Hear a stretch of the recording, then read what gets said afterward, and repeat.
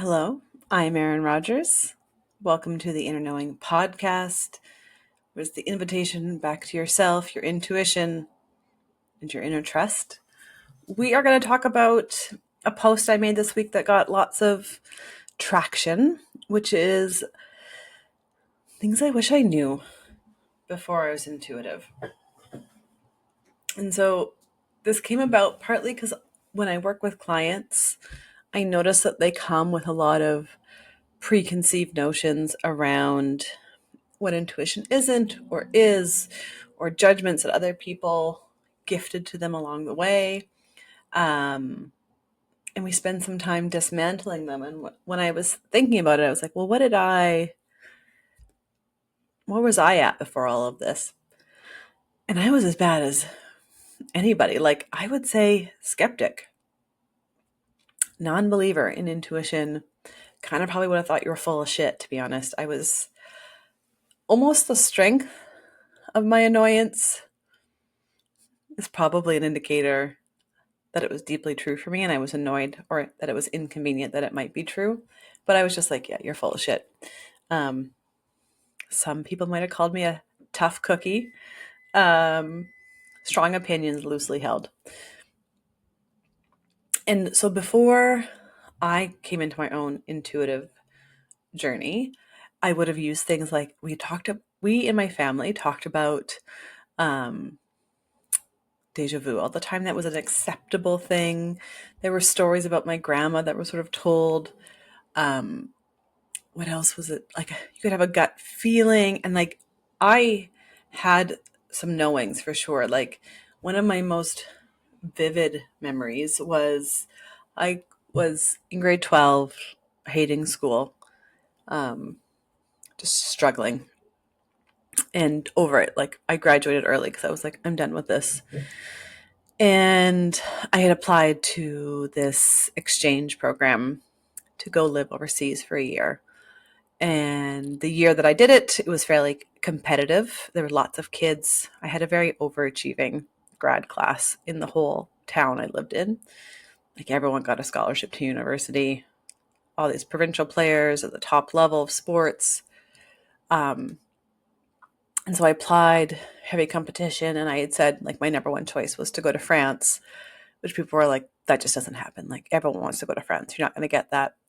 So went through the interview process, and there was 3 spots, and I was number 4. And I remember being like, oh, I'm really surprised. As someone who doesn't, I don't know if I had the right to be so certain, but I was like, I'm so sure I was going to get in. I was confused, but you let it go, and whatever happens. And then basically the way the program goes, we have additional people because kids get into university, and depending on probably whatever's better for them, they choose university or the exchange program. So in March, I get a call. And it's like, oh, hi, Erin. It's from Rotary. And we wanted to see if you would be interested in going to France. And I was just like, oh my God. But it was a distinct memory I have of Ember being like, oh my God, I can't believe this happened. And like, I knew this was going to happen. I knew that was like, I had a knowing. And so when I look back now, it was happening all the time, but we're just using different words for it or explaining it away. And I think I was 30, I went to my first card reader, and I told her this wild, vivid dream I had. And I was like, what's this all about? And I was hesitant to go see her because I was like, this is the devil's work, which was interesting because no one ever said that to me explicitly. It was just some sort of belief I picked up along the way. And she at the time even had said to me, you'll be an entrepreneur one day, but I can't tell you what it's in. You're going to run your own business though, which led me to go to makeup school because I'm like, well, this is the only thing I can think of, so I'm going to go do this thing. Didn't love doing makeup in the way that was required for that to be successful at the time. Anyways, flash forward, I'm 36 or 37. I have this crazy intuitive experience with a spiritual coach. Everything changes. And basically, the experience gave me the lens that actually so much what was happening was intuitive. I was just using different things to explain it away. And once it was like, no, that's not your inner voice that's kindly giving you guidance all the time that you're in dialogue with. That's your spirit guides. And that's being clairvoyant. Or what do you mean you can sometimes hear people speaking on the right side? Like, that's clairaudience. And so for me, it was the permission to say, you can actually categorize all these experiences in this highly intuitive life you're living that you've been ignoring. And now that you're going to realize it, right? Because we're all evidence-based humans. We look for evidence to affirm our experiences.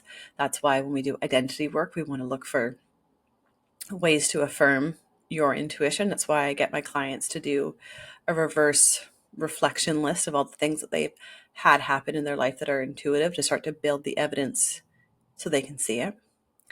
But there are some common things that I wish I had known before that would have made it less scary. So it was always very scary for me to even consider intuition. For me, intuition, psychic, and medium were only for people that were mentally unwell. That's a family belief. So to be psychic or to be intuitive meant to be mentally unwell, like committed to the psych ward, which felt extreme. So it was really that belief that was holding me back more than anything else. So I had to get over the safety of like, well, if that is true, if I'm mentally insane and psychic, then that's what's going to have to be true. So it's always that like acceptance. And then I feel more mentally sane than I ever have in this life that I'm living now. But I think, so let's go through the 7 that I listed upon reflection. Number 1 was intuition is a valid guide. So my mind had a limited series of reference points in life to make decisions, which meant that I would see someone doing something and I'd be like, okay, that's what I want. So I'm going to go after it. And I was always pretty good about hitting goals and being focused, but it was always like hard effort at the sacrifice of my physical and mental well-being, but I would achieve it. And what I've noticed as I've let myself live by my intuition is it actually gives me sometimes more logical decisions that are in alignment with my values and my mission and what is keeps me well. And it actually is a compass that leads me to make better decisions. So not only is it not irresponsible, I would have been like irresponsible probably before, it's some ways the most responsible. It's the most authentic choices I need to make, the ones that are going to lead me to the life that is best for me. My mind is a limited resource, and especially a fearful mind or an egoic mind is just trying to keep me alive. That's not really the criteria for me living my best life, and often led to decisions that burnt me out because I'd have to effort so hard. And certainly the life I'm living now, my mind at that point wouldn't have let me get here, even if I knew I was taking all the steps towards this, because I knew on an intuitive level, my mind was like, no, it's unsafe. Don't do that. One of the biggest gifts my intuitive journey has given me is my ability to listen to my body. So like lots of women, and I was raised in the 80s and 90s, which I've been reading and hearing more and more about, the almond mom, Jenny Craig, and all that stuff. Like, I was raised not even directly, but like thinness is next to godliness. I heard someone say, do you know how much your mom weighed on her wedding day? And I was like, huh?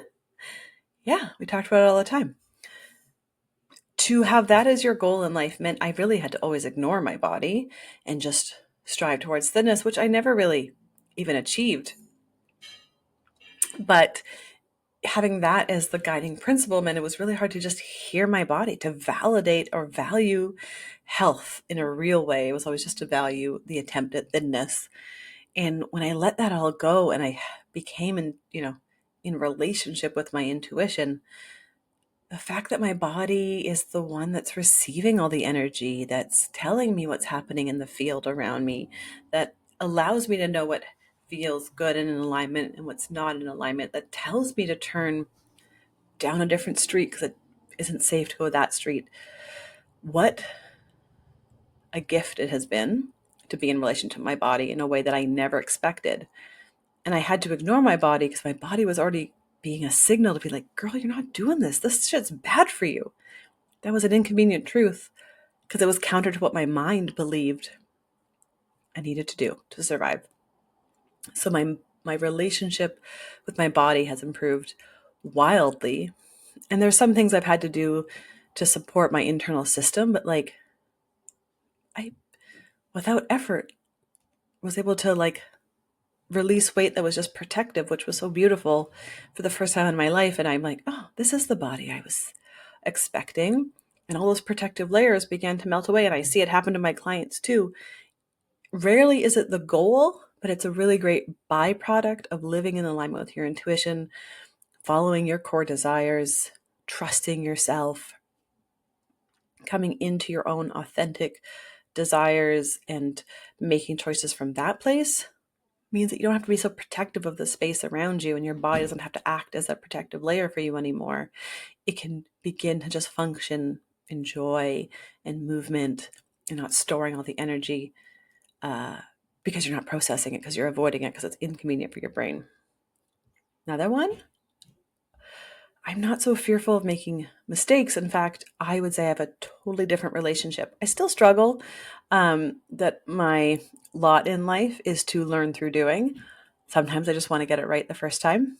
But for me, that's usually a signal. Perfectionism is a signal that I'm living in fear. And so I've been able to go from a fearful mind that was like, I just need it to be right. I need to like fit in. I need it to be the way that I think it's supposed to be so I can achieve this goal. To I trust my intuition and where I'm being guided. I trust myself to always know what I need to do. I trust that maybe this next step will reveal a possibility that never would have come forward if I was only doing things that my mind thought were a good idea or a guaranteed outcome. So this ability to actually live life not gripping so hard, because I actually trust myself and my ability to make decisions throughout the process and weigh decisions in an intuitive capacity versus like, what is the mental limit of my mind? And that's the only choice I'm going to make is if my mind can decide the outcome is good, basically, right? You're like, yeah, fuck, well, that's boring, first of all. And sort of the next step on that is seeing the bigger picture. So a mind that's living in survival, fear from the ego, the internal system of fight or flight is to be hyper focused to survive, right? Like, what is the fucking pathway I have to run down this forest, this jungle? What is this thing I'm going to have to do to escape? I have to be hyper focused, to be deeply aware of the moves I make when I'm living in fear so I can live. Well, if you're living in that state all the time, that's the way everything goes. You have a narrow focus. You only want to do what's guaranteed to make you survive. That's not thriving. To me, intuition is thriving because you come into a state of love, a more regulated nervous system. It's safe to see the bigger picture because you're not just trying to get away from fear or surviving. You're safe, you're secure, you're in the moment, you're present, you have a greater perspective, and then making decisions becomes this more enjoyable process where you're not just trying to make decisions so that it's just okay. I see a lot of entrepreneurs do this, even on big scales. People make weird sales, or they acquire or let go of companies, or do or don't do something with a product. Often, if you listen to interviews afterwards, you can generally hear that they hit their upper limit. They hit their place of fear. They move from that fearful place versus, I mean, who knows if what Elon Musk is doing, but that man is living by his internal compass, his intuition. He's not really making moves out of fear. He has no attachment. He just has a vision. I wish I could think of someone else better right now, but that's just what came to mind. So we'll trust that one. Same for me. I would say, you can go from worrying about the next client. So every move I make is about the next client, or the moves I'm making in my business, the decisions I'm taking are about my mission, vision, and values. To really, what's come in for me recently is like to normalize intuition. Everyone's intuitive. There doesn't need to be a stigma around it. Get into your intuition. Let's do that. Now that's going to wildly change the way I make choices in my business versus will I get my next client? It's not cool. It's not fun. We all go through that process, but moving into that bigger picture was an unexpected benefit. This was massive. So I am very guilty of caring what other people think. I think people seem to be surprised, maybe not. Because if you show me a dance floor, I will dance and you will think I don't give a fuck about what people think about me. But of course, there's limits to that. And I grew up in a very, I would say, tight-knit community where there's a lot of awareness of what everyone's doing and judgment and like, I don't know if they say outside of Australia, but tall poppy syndrome, right? You're going to cut down the one that stands out. We're all going to do the same thing to fit in. Wildly guilty of fitting in. And, oh, that's a mouse outside. Gross. Probably a spiritual meaning to that. But to not fit in is one thing. But to be your authentic self, to just do it because it's true for you and not do it to fit in, like life has gotten so much better the more I just continue to allow myself to release the opinions of others, perceived or told to me. People love to tell me what they think about me. It's a very weird byproduct of my life experience. Like, well, you're this way. I was like, oh, weird that you want to tell me.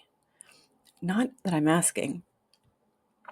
And so as I've released other people's opinions, because my opinion becomes the most important, the trust in myself, the moving with my intuition, fuck, life's gotten so much better.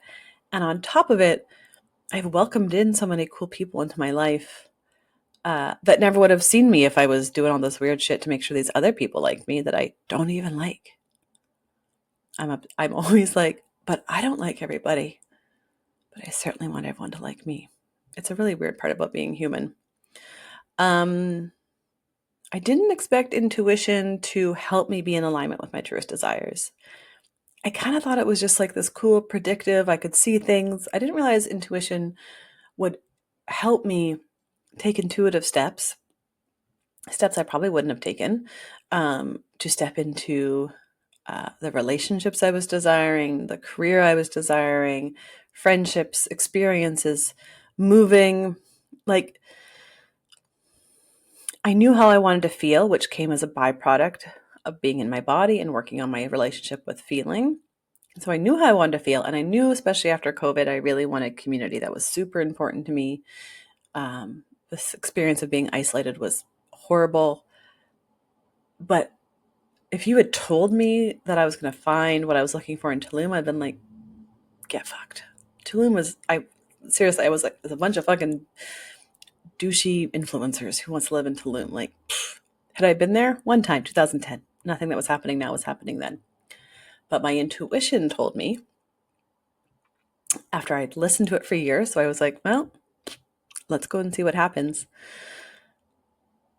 Everything I was looking for has been found in Tulum.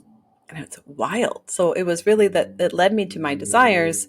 But if I'd been thinking my thoughts, I would try to have still been in Paris or Spain, or I would have chosen something mentally versus led there by my intuition, which has been, I mean, I still was like, I can't believe it.